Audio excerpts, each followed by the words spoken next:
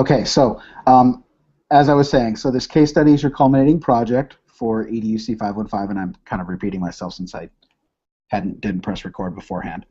And so again, your job is to select some sort of technology used in the classroom.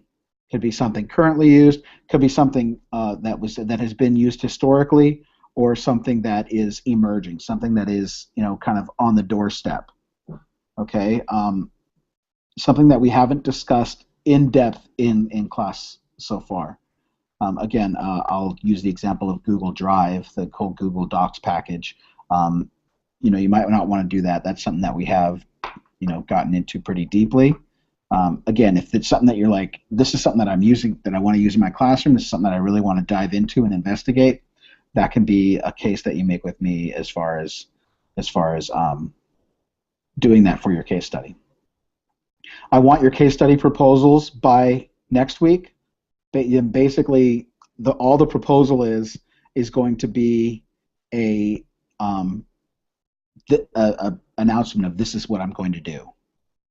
Okay, so part of your case study is going to be a 2-page write-up on Google Docs, and when I say a write-up, I kind of mean exactly that. I don't really want it. It doesn't necessarily have to be like a research paper that's fully cited. I just want it to be a write-up on the technology. Okay, and you're going to share that document on your blog, and you're going to develop your case study to include written and visual component covering the following areas. So these are the 3 areas that we're looking at covering. The implications of the technology in the classroom environment. So how can this technology, or how has this technology, or both, help in teaching and planning, and how is it leveraged to address the learning needs of students? Okay, so how can it help in teaching and planning? That's the teacher end. And how can it be used to address the learning needs of students? So what does it look like in the hands of kids? The second area you're going to look at is the ethics of using the technology in the classroom. So what are some of the ethical or responsibility issues that need to be addressed as a result of infusing this technology into our curriculum? And you can include issues pertaining to teachers, students, and parents. Okay, so with the use of technology, especially those that have students sharing, those that have students reaching out into the community, those that have students exploring different websites. What are some of as a teacher, what sort of responsibilities do you have to build into this technology, or help build up in this technology to use it in the classroom? The last area I want you to look at is the evolution of the technology. So where has it come from? Where is it going? How is the technology used, and what is necessary to make it work? So if I was going to let's say I was going to use Apple TV as the technology that I was looking to promote, and Apple TV is being used in classrooms in a lot of different ways to expose students to lots of different video resources. So if I was looking at the history of something like Apple TV, I would go back into like reel-to-reel films and film strips, and VHS, VCRs, videotapes, DVD. So I'm looking at the progression of what using video in the classroom has looked like over time, and what it looks like now. Okay, so you'll be presenting your findings to the class by creating a video cast using whatever presentation tool you like. Okay, and the main 2 that we've looked at that we've utilized over the first few weeks of the class here are Prezi and Google Presentation. Okay, and I'll show you kind of what that looks like, what it looks like to use a presentation tool to create a video cast. Okay, and so what you'll be doing is putting together these presentations and then creating 3 different screencasts of less than 15 minutes apiece. So ultimately you'll have, if each of your 3 screencasts are 5 minutes, ultimately you'll have about 15 minutes of video in your presentation. Okay, and in this case you'll be using Screencast-O-Matic. Most likely most of you use that, so Screencast-O-Matic will probably be your tool of choice. Each screencast will elaborate on each of the 3 above case study elements. So focus on your research technology and address your paper in the presentation. So as you're going through your presentation, you'll look back on what you wrote. And actually, you know what I'm going to do, because this is a summer class and we're just really compacted here. I'm going to take that paper out. So we're just going to deal with the presentation. Okay. So I'm going to do that right now, so I don't forget.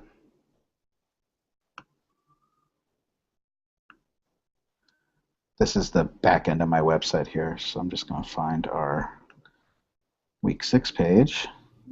So by next week, you still want us to just send you an email, basically saying what our topic is going to be? You know what? I'll put a category in our Google Plus community, and you can just put it in there. Oh, okay, perfect. Okay, so we're not going to have the paper, the 2-page paper. Okay, I'm gonna make that so we're not going to be addressing the paper either.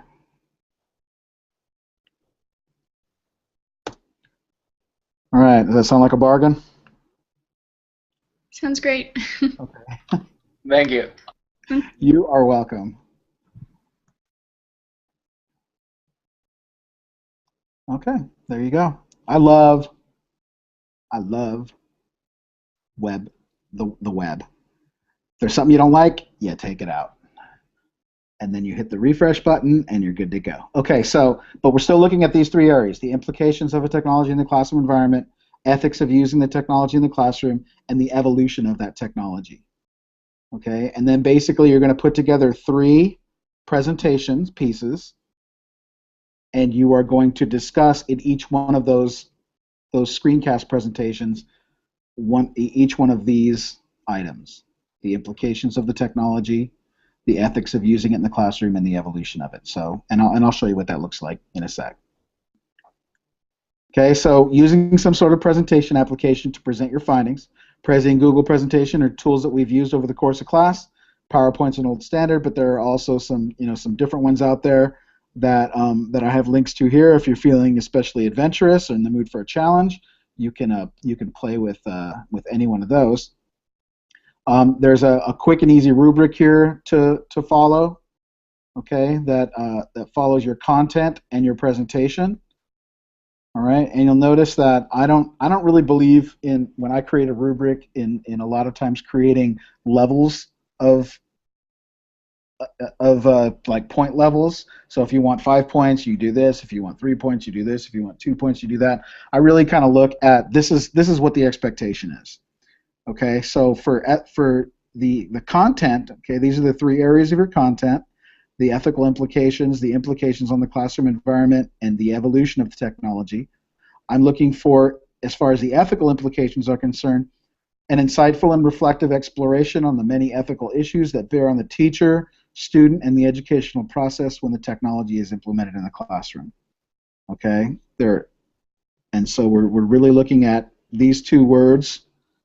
Okay, holding the power: insightful and reflective. Okay, this is a real kind of those are really kind of coming from you, and as you dive into the elements of whatever technology you're going to be presenting, that you're really kind of looking at in your own personal experience and through your own personal lens, what these moral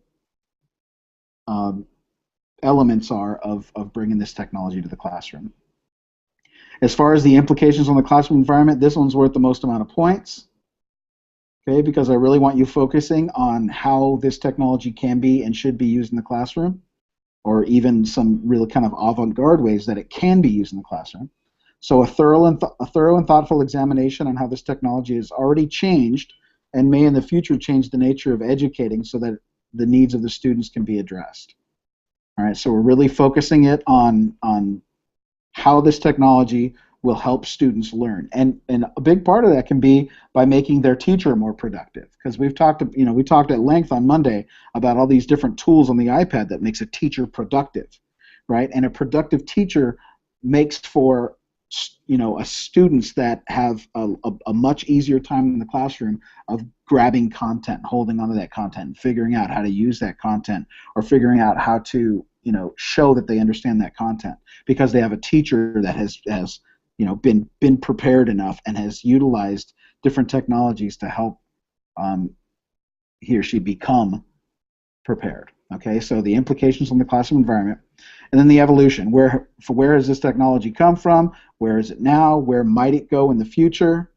Okay, including an idea of how technology is affected by social media. So entering the idea of social media, pumping that into what you're looking at as far as where it could go or where it is now. All right, so that's on the content, and then the presentation itself. As far as organization is concerned, the information is presented in a logical and interesting sequence, which the audience can easily follow. So really, when you're looking at, the flow and how it's organized, right? I mean, you can go right along these lines. You can talk first about, if it fits for the story you're telling, for the evolution of the technology to go first, then go ahead and start with that. And then the ethical implications or the implications on the classroom, it should flow in a certain manner. Okay, the elements, they're all there. Okay, 3 self-made videos elaborating on each of the 3 above case study content elements. Okay, I want 5 self-made or self-annotated screenshots and photos so that you're bringing in screenshots of the technology being used, or you're annotating it using something like Sketch that we looked at last week. An infographic or visual set of statistics, and don't worry about this until session 8. Okay, so you can note to self, you're going to be creating an infographic based on your tool, on whatever your technology is. So that's something that you will be creating. A visual of how technology is affected by social media. So, something in engaging social media into your piece of technology. And so, I mean, it could be a Twitter hashtag on, because I've already used it as an example of something that I don't necessarily want you to do, a Twitter hashtag on Google Docs and looking at how people are discussing Google Docs on Twitter.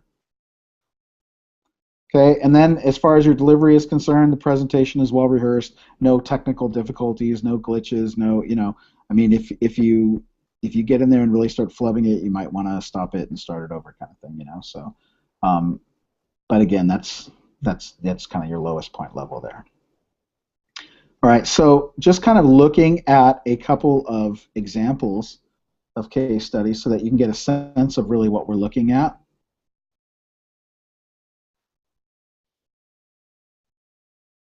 Okay, so this was a student that kind of put hers together in her blog, on a blog page, and embedded her videos on the blog page. And then this is when we had a paper, so she actually put the elements of her paper into the web page itself. Okay, again, I'm not asking you to do that. All I'm asking you for are the videos. Okay, and so as you can see in her video, and you won't necessarily. So she used Apple TV. Let me go ahead and unplug my headphones so that you guys can hear this.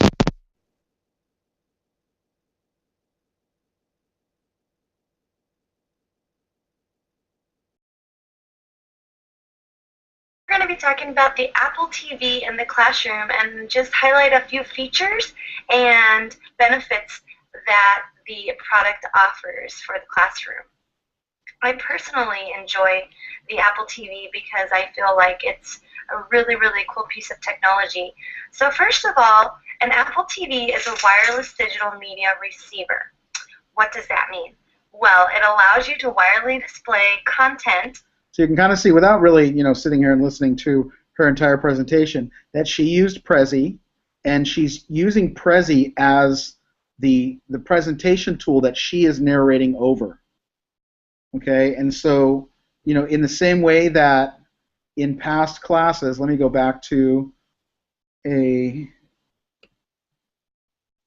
I think it was either session 4 or session 3. It's gone by so quickly. No, it was session 3.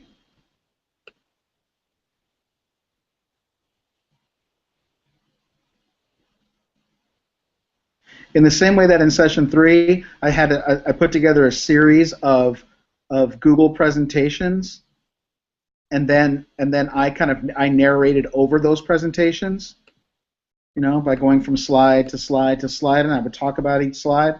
Okay, that's what she's doing here with her Prezi on Apple TV.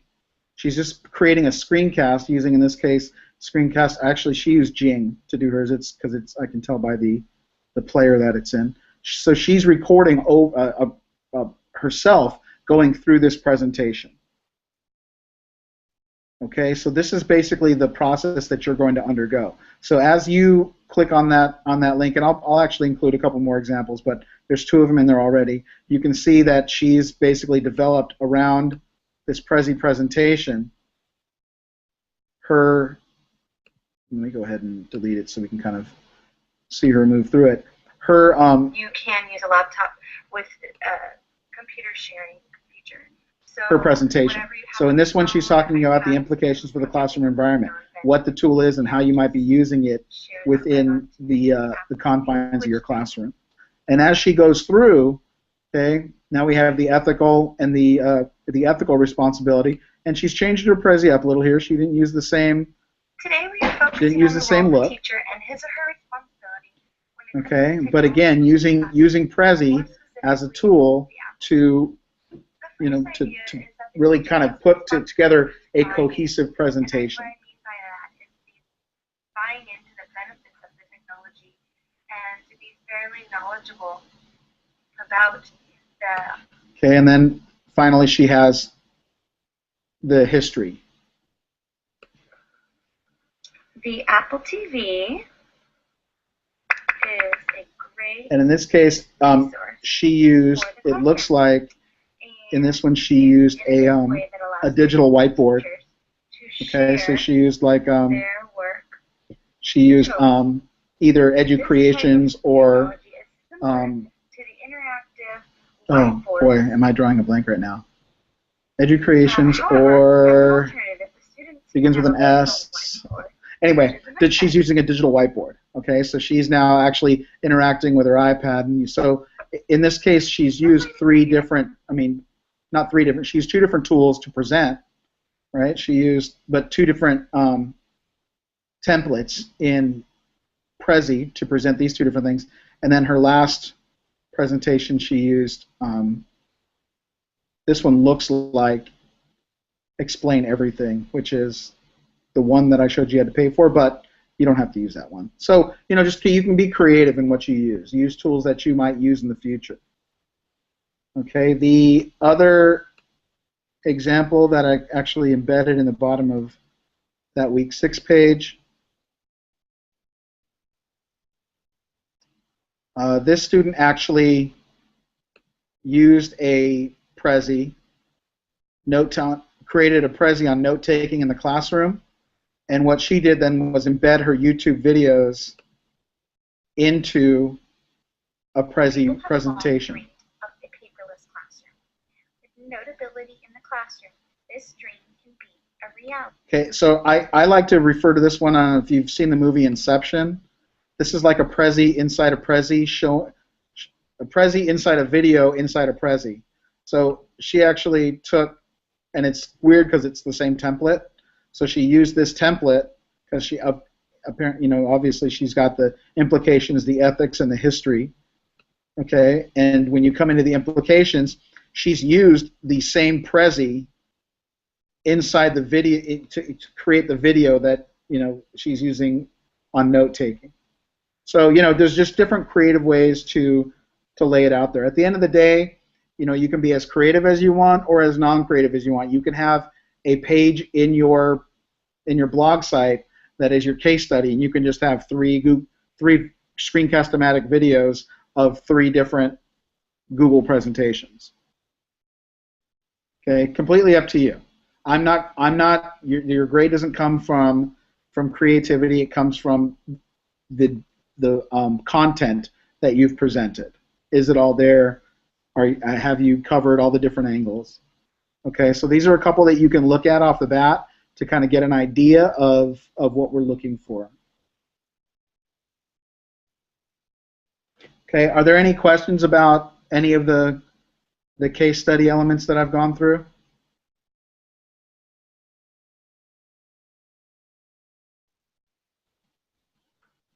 All right, good. So what I'm going to do then is, we've gone about, I don't know, 20 minutes here. I'm gonna gift to you the rest of the night to work through any of the stuff that you have yet to complete up until now. Okay, so again, there's no new assignments this week. You guys are locked in with what you have. So please use the time available to catch up. I know that a couple of you are pretty far behind and could use that time to catch up. So this case study will not be due until a week after the last week. So you have time to ingest this, to kind of look at it, to figure it out. Again, if you can, though, over this next week, look for a topic. And if you want to bounce any ideas off me, feel free to email me. So what I'm going to do is in our community, and I'll just do it right now so it'll be there.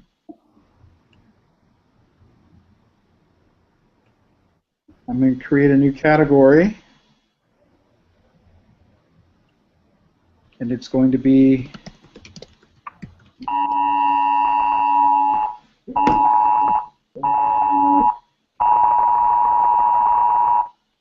sorry, we just had an Amber Alert. You might have just got that on your phones too. Okay, so this is going to be case study topics.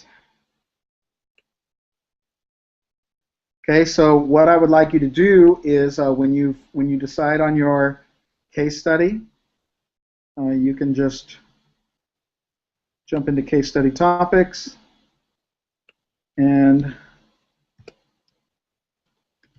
I'm going to do my case study on Google Drive.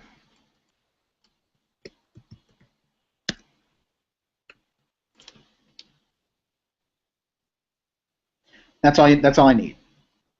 Okay? And while you guys are busy catching up on your work, I'm going to be busy catching up on mine and jumping into your blog sites and starting to look at your assignments and grading them and putting the grade and the feedback into Edmodo, so that by the end of this week we should have everything that you've completed will be graded, and you'll see where you stand in the class. And if you've fallen short on any of the projects, I'll give you some pointers on how to bring your grade up. Really, my view on any of the work that we do in here is it's not there to be graded. You know what I mean? It's not there for me to say, that you earned a C on this, that you earned a C in the class, or you earned an A on this, you earned an A in the class. If it's below the standard that I think it needs to be, I'm going to give you some pointers on how to push that up. It's about competency and mastery. It's not about a grade. Okay, so whatever it is that you're working on, if it's below a standard of where I think that it needs to be, then we'll work together to push it to where it needs to be. All right, that's pretty much my view on any work in a master's level class. So, and if that's troubling to you on any level, you feel free to email me or to send a private message to me so that we can chat that up. But again, by the end of this week, I'll have all of your elements graded that you've turned in, and we'll move from there. Any questions before I cut you loose? You go ahead. I joined a little bit late, so if I could ask, I don't want to hold everybody else up, but if I could stay a little bit after, if you'd be willing, just so I could run through what exactly the case study is supposed to be, I'd appreciate it. Yeah, no problem. And then I just wanted to see, in the Google community, after we post our idea, will you just send a second comment on it, just basically verifying it before we jump into it? Yep, I'll give you a virtual thumbs up right in there. Fantastic, thank you. Okay.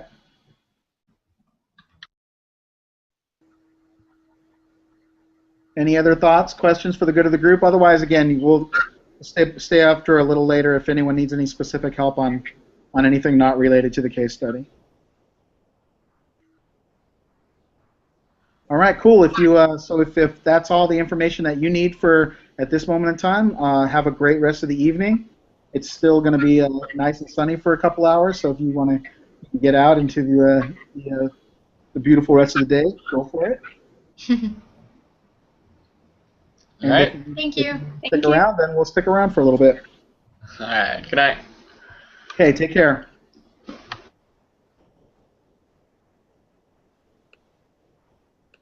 Let me